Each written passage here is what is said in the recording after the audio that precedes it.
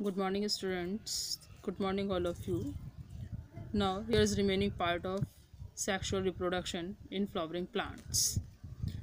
We have been discussed about the post-fertilization, fertilization, and pre-fertilization. Okay. Now, start our next topic is double fertilization. Double fertilization means जैसे नाम से decide है, नाम से ही पता चल रहा है. Double means dual fertilisation means यहाँ फर्टिलाइजेशन दो बार होगा. In this stage of pollen grain released male gametes cells into embryo sac and fused egg. इसमें क्या होता है कि pollen grain से बाहर निकलती हैं मेल गैमेट्स जो हमारे पास एक जर्मिनेटिव सेल और एक वेजिटेटिव सेल की हमने बात की थी जो फॉर्म हुए थे.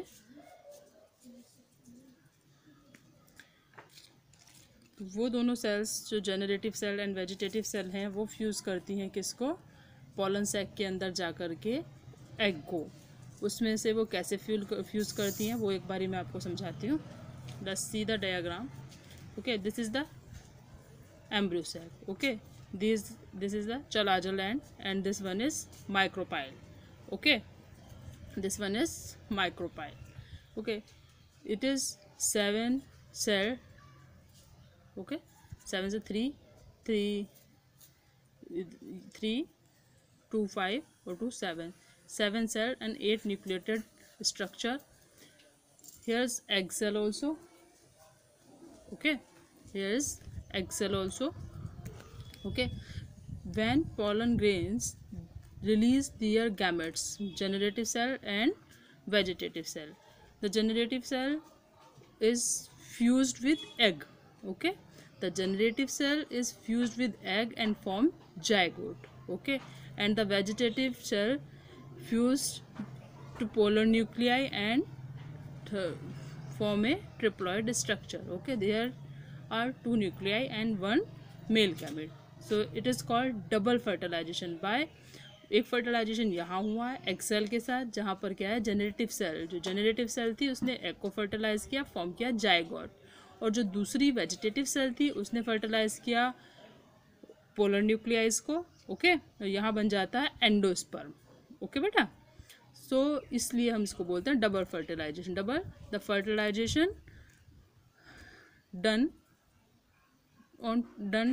2 times. Okay, let's see the steps and processes of all the stages.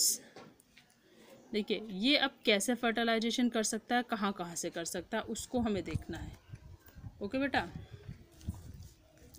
First चलाजोगैमी. अगर आपका जो पॉलन ग्रेन है वो रिलीज़ करता है अपने गैमेट्स को और चलाजल साइड से. ओके, एक हमारे पास चलाजल एंड है और दूसरा हमारे पास माइक्रोपाइलर एंड है.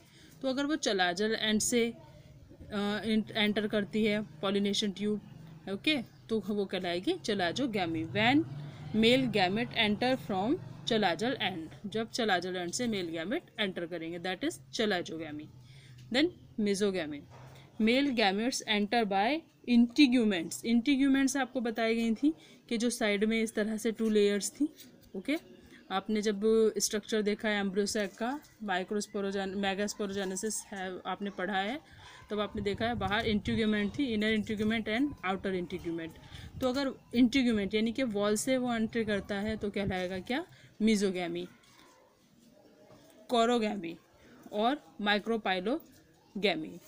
माइक्रोपाइलोगैमी या फिर कोरोगैमी अगर यहाँ से एंट्री होती है किसकी, मेल गैमेट की, माइक्रोपाइलर एंड से, तो ये हमारी कहलाएगी porogamy. Okay, male gamete enter by micropylar and.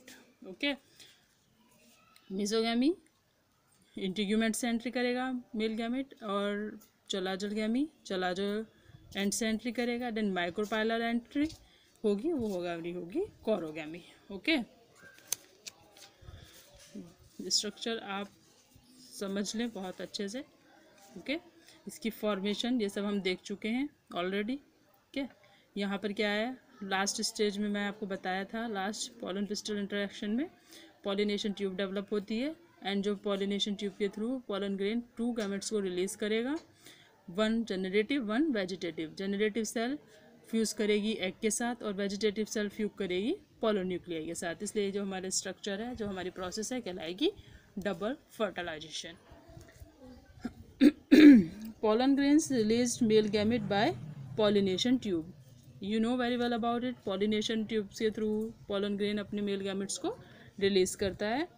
Pollination tube enter into the micropylar end.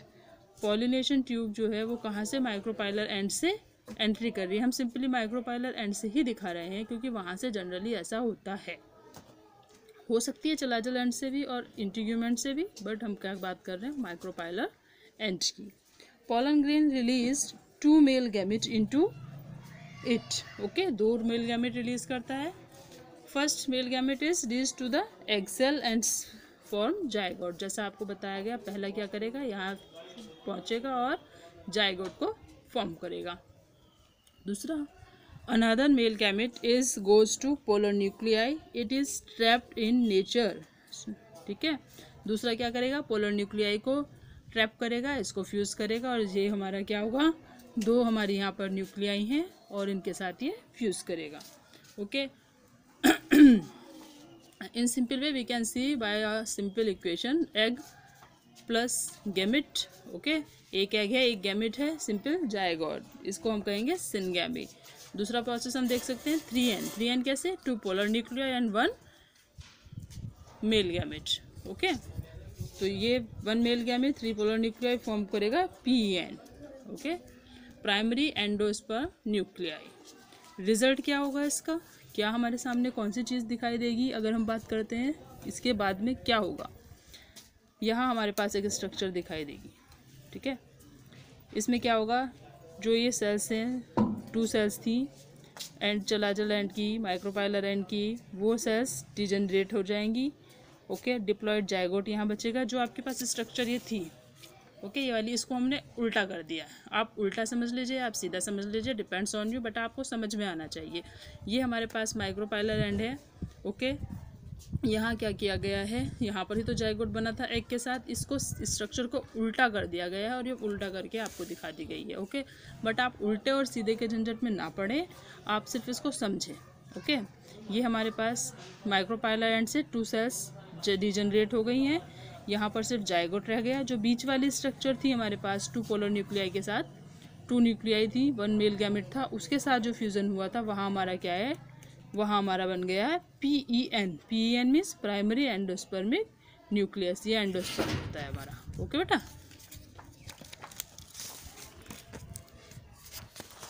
let's see the next.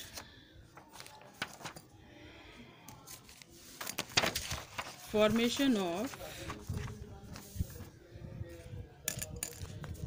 Endosperm. Okay, जो हमारे पास क्या हुआ है, हमारे पास स्ट्रक्चर बन के आई थी अभी ये वाली स्ट्रक्चर, ठीक, दिस वन। ओके, इसमें जो इनर है PEN आप देख रहे हैं, प्राइमरी एंडोस्पर्मिक न्यूक्लियस, इसी की हम बात कर रहे हैं, एंडोस्पर्म। ओके, ये होगा एंडोस्पर्म।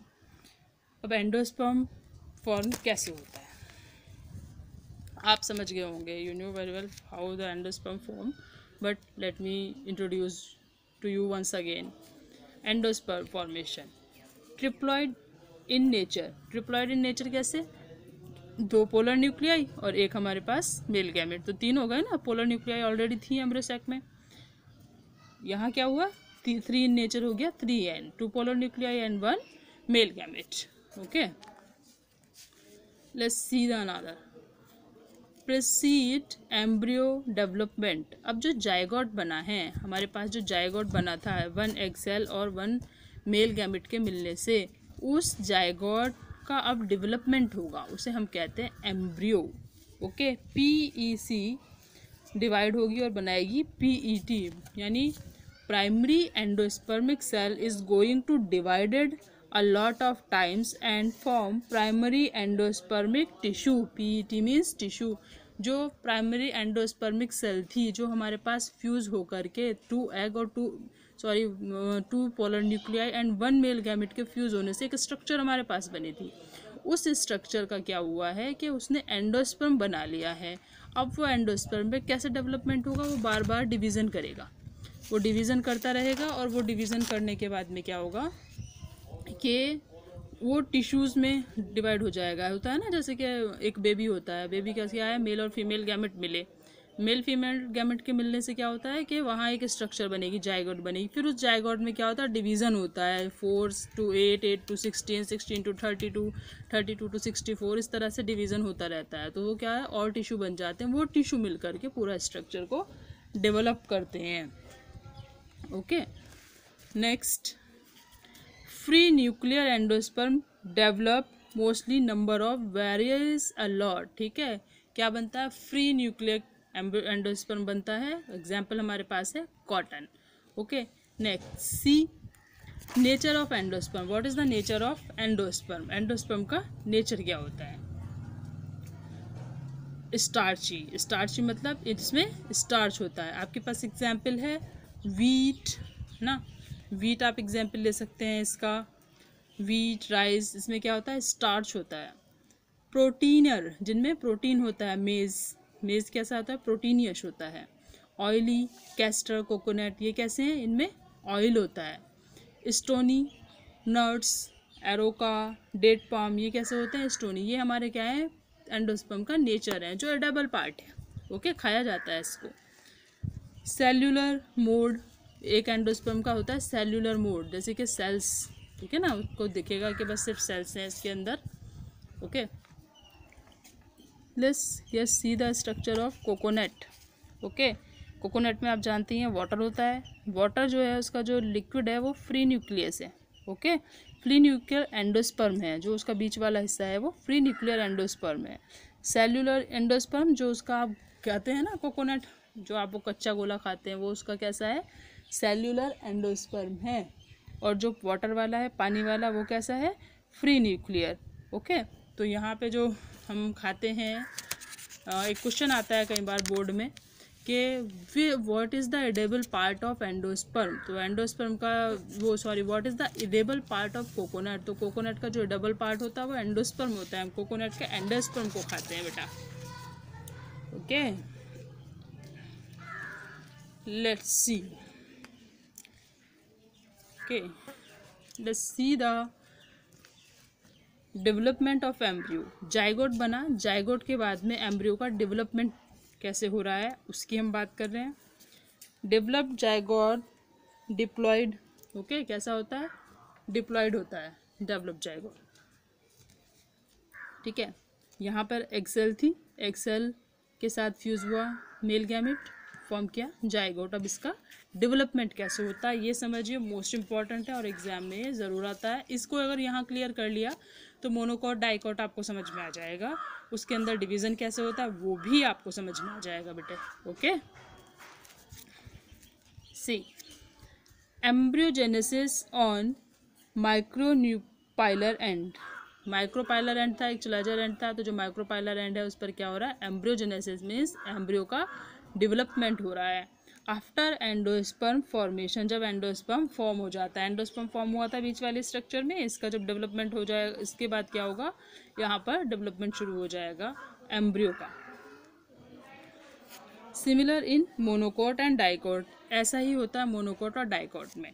इस आपने थ्योरी पढ़ा, इसको अगर हम ध्यान एक बार ना भी दें तो कोई प्रॉब्लम नहीं है, चलेगा, बट बेटा इस स्ट्रक्चर को आपको विशेष ध्यान देना है। You must B concentrate on this structure. देखिए समझिए, ये हमारे पास क्या है, जो हमारे पास स्ट्रक्चर अभी बन के तैयार हुई थी, क्या थी वो, जो हमारे पास जाइगोट था पूरा और हमारे पास एंडोस्पर्म था, वो सब। ओके, ये जो हमारे पास स्ट्रक्चर बनी है, इस स्ट्रक्चर का हमने क्या किया है, अब इसमें डिवीज़न हो रहा है। ओके, ये क्या है हमारे पास, अनइक्वल डिवीज़न। इसमें क्या होगा, अनइक्वल डिवीज़न होगा, ये डिवाइड होकर के 2 सेल्स में डिवाइड हो रहा है। अनइक्वल है, इक्वल नहीं है कि आपको बराबर बराबर पार्ट्स मिल गए। ठीक है, this is the unequal division. किसका, जाइगोट, जो हमारे पास जाइगोट था वहाँ से डिवीज़न हुआ। ओके, पहले अब आप एक बात ये वाली समझ लीजिए, डिवाइड होकर के क्या बना, ये पूरा स्ट्रक्चर बना, इस अनइक्वल डिवीज़न से ये वाला पूरा स्ट्रक्चर बना। बट इस पूरा स्ट्रक्चर को बनने के लिए क्या क्या चीज़ें बीच में आई हैं उसको समझना ज़रूरी है। बेटा ऐसे आप थ्योरिकली लिखेंगे अपने आप से। ओके, आप इसकी हेल्प से खुद से इस रिलेटेड नोट्स बनाएंगे, वरना ये भी काफ़ी है। देखिए ये जो अपर सेल थी इसका क्या हुआ, इसको हम बोल रहे हैं suspensor cell. Okay, upper cell is known as suspensor cell and the lower cell is known as embryonal cell. Okay, जो सस्पेंसर सेल है उसने क्या किया है, वो ट्रांसफर डिवीजन शो करेगी, यानी कि ऐसे लंबे लंबे ये डिवीजन उसमें शो हो रहा है, वो ट्रांसफर डिवीजन शो कर रही है। और उसके बाद आगे वो दो चीज़ों में डिवाइड हो रही है, क्या, एक तो वेस्कुलर सेल, ओके, दूसरा ये वाला जिसका ये पार्ट हुआ पूरा, ये यहाँ से लेकर के यहाँ तक का जो पूरा पार्ट है ये, ठीक है बेटा, ये इस लाइन से लेके यहाँ तक जितना पार्ट है ये वाला, ये कहलाएगा इसका हाइपोफाइसिस सेल। ओके, ये एक बना रही है वेस्कुलर सेल और एक बना रही है हाइपोफाइसिस सेल। ठीक है, दो जगह में डिवाइड हुई। सिंपली सुनिए फिर से, division in zygote, this division is responsible for two unequal cells. One is embryonal cell and second is suspensor cell. Suspensor cell show the transfer division, okay, this type of division, and form two type of structures, first vascular cell and second one is hypophysis cell. okay, यहाँ तक समझ। अब यहाँ आइए, नीचे क्या है, embryonal cell. Embryonal cell twice vertically on transverse, one transverse, ये ऑन हो गया, वन आएगा बेटा, twice vertical division and one transfer division. Okay, एक इसमें ट्रांसफर डिवीजन है, ऊपर वाली में सारे ट्रांसफर डिवीजन हुए थे, इसमें एक ट्रांसफर डिवीजन हुआ। और फोर अगर मैं बोल रही हूँ तो 4 ही होंगे, ऐसा नहीं है, आप इसमें 5 और 6 लाइन्स खींचेंगे। ठीक है, ये यही है और ये यूनिवर्सल ट्रुथ है, आप इसको ऐसे ही बनाएंगे, ऐसा नहीं है कि इसमें आप काउंट करके लिखेंगे लाइन को। ओके, ऐसा नहीं है कितना भी लाइन आपने बना दिया। अंडरस्टूड। अभी क्या हुआ है, ये जो स्ट्रक्चर है ये बन जाती है हमारी ये वाली स्ट्रक्चर, नीचे वाली। ओके, ये डेवलप हो जाती है, जिसे हम कहते हैं हाइपोफाइसिस सेल, जो मैंने आपको अभी बात बताई थी कि नीचे वाला पार्ट होता है हाइपोफाइसिस सेल। इस हाइपोफाइसिस सेल का जो ये आउटर एरिया है स्ट्रक्चर बाहर वाली, इसे हम कह रहे हैं ग्लोब्यूल। जो इनर लेयर है इसको हम कह रहे हैं क्या, कॉटलिडन्स प्लूम्यूल शूट। ठीक है, कॉटलिडन और प्लूम्यूल शूट, ये जो हमारे पास स्ट्रक्चर है इसे हम कह रहे हैं हाइपोटाइल रूट। यहाँ से क्या बनेगी, रूट बनेगी। ये जो ऊपर वाला जब कोई प्लांट डेवलप होता है ना, तो उसके ऊपर वाले हिस्से से इससे तो बन जाएगी पूरे ये स्टेम, पूरा प्लांट बन जाएगा, और ये जो हमारा ये वाला पार्ट है इससे हमारी बन जाएगी रूट। इसी स्ट्रक्चर को अगर हम और ज़्यादा डीपली देखते हैं आगे जा करके, ये इस तरह से डेवलप हो जाती है इसकी। Okay, there is no difference between this and this. Okay, both are the same, but क्या होगा कि आगे जाकर यही ट्रांसफर सेक्शन आपको इस तरह से देखने को मिलेंगे। यहीं से कॉटलिडन्स फॉर्म होते हैं, मोनोकॉटलिडन, डाइकॉटलिडन, दोनों ही तरह की चीज़ें यहाँ से फॉर्म होती हैं। ओके, ये कैसे फॉर्म होती हैं, मोनोकॉटलिडन कैसे बनता है, डाइकॉटलिडन कैसे बनता है, उन दोनों में यहाँ तक का प्रोसेस सेम होता है। Okay, monocotyledons and dicotyledons have the same process. Okay, but जो डिफरेंस आता है कॉटलिडन्स का वो यहाँ से आना शुरू होता है कि कौन सा मोनोकॉटलिडन होगा, कौन सा डाइकॉटलिडन होगा। ओके बेटे, you must be try to prepare the notes about it. If you are unable to prepare the notes, so there is no need. Okay, I will give you some questions for the preparation. Okay, you must be write down your question answer in your notebook. I want to see whole the syllabus, whole the notes when school will open. Okay, all the best, good luck.